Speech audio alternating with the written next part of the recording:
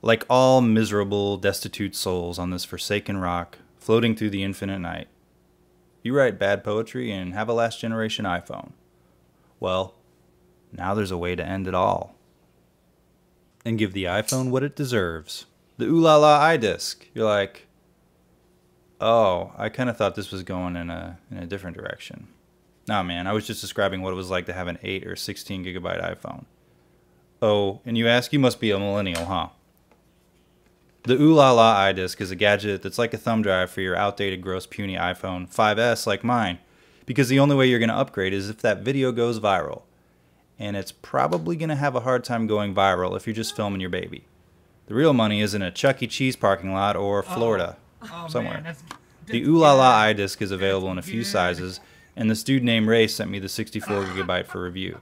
And by the way, the only way you're going to make money on your kid is if there's 2 of them and one happens to be teething. So the iDisk says it works with the 6S, the 6S Plus, the 6, the 6 Plus, the 5S, the 5C, the 5, the iPad Air, the iPad 4th generation, iPad Mini with Retina, iPad Mini, iPad 5th generation, iPad Nano 7th generation. Because no one does planned obsolescence like Apple. Basically, if your future junk drawer dweller has a lightning connector, then this should do the trick. I'll only be testing this on the iPhone 5S because I'm poor and I can't afford a new one. This is not an official product, because Apple wouldn't use the ridiculous Ohlala brand name. They'd probably call it Beats instead. So this has a USB 3 connector on one end and a Lightning on the other, making it pretty easy to transfer videos to a computer. Let me go over what it can and can't do, and as a note, this will not work with some cases like my $20 case from Amazon. So first, install the software when you plug it in. Gotta slide that switch. It prompts you to download it, and since I do anything software tells me to do, I said, all right, cool, now you're ready. The way the iDisk works is that you can transfer files back and forth to your iPhone and iDisk, but there are limitations on what file format can be transferred to where and how for how many crack rocks. First, music. You can load MP3s onto your iDisk from your PC and play them through the iDisk music player only. You can't transfer music to the iDisk from Apple's music player or from the iDisk to Apple's music player. Got it? The DRM, DMCA, Metallica, and the Taylor Swift all prevented this from happening. I'm sorry, I mean pirates. Movies. So the cool thing is you can transfer movies, videos, or TV shows from your computer to the iDisk and then play them on your phone off the iDisk or transfer them to the on-phone iDisk app storage. I found the iDisk app likes MP4s, MKV files, and some MOVs. My ProRes files didn't work. Also, make sure you realize the iDisk is FAT32 formatted, so you can't transfer single files over 4 gigabytes to it, although you can transfer as many smaller files as you want.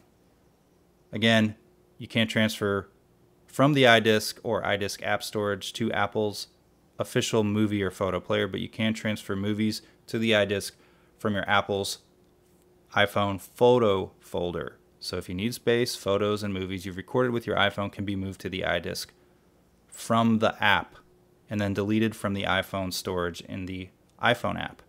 Anyway, documents. First things first, you can't download any documents from the phone to the iDisk. Sorry, but it does work the other way around. You can put your documents on the iDisk. I tested PDFs and docs, and then you can upload those to your iPhone. So you can attach them to email messages, or you can upload PDFs to iBooks. And one final cool thing, you can record movies and photos directly to the iDisk via the iDisk's photo and video record app. That way you don't have to save them on your phone's memory. It's still a good idea to have some free space on your phone because for some odd reason it looks like it's filling up your phone's storage a bit if you take long videos. If you exit the app and then re-enter after recording a long clip, the storage available resets itself. I was able to take several 20-minute long videos on the iDisk with only 600 megabytes left on my iPhone. After each clip, I closed the software and reopened it. When you stop recording the movie, you'll need to hit the Chinese character on the bottom right to save the clip. The one on the bottom left discards the clip. Idiot. You can't read Chinese? If you want to use the advanced features of your iPhone's camera like slow motion or time lapse, just record with the phone app.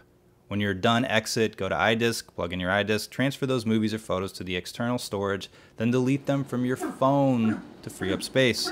Again, having some free space on your phone is probably a good idea. Okay, cool, that was fun, right? And you're like, where are the knife videos, fancy iPhone accessory, bro?